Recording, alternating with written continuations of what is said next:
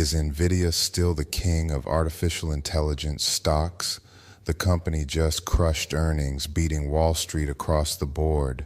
Revenue hit $68.13 billion, up 73% year over year, while adjusted EPS came in at $1.62, above the $1.53 estimate. The real star, data center revenue, which surged 75% to a record $62.3 billion, showing massive AI demand is still driving growth. CEO Jensen Huang highlighted the Blackwell architecture, which generated $11 billion this quarter, the fastest product ramp in NVIDIA history.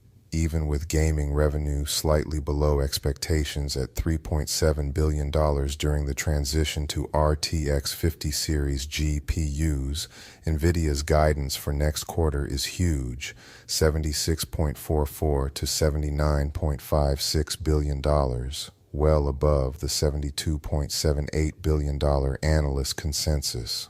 Huang also emphasized the shift from traditional generative AI to Agentic AI, where software agents perform complex tasks autonomously. This is creating a whole new layer of compute demand. The stock reacted positively at first, rising about 3.7% in extended trading, but soon after those gains faded. For now, fears of an AI bubble seem quiet.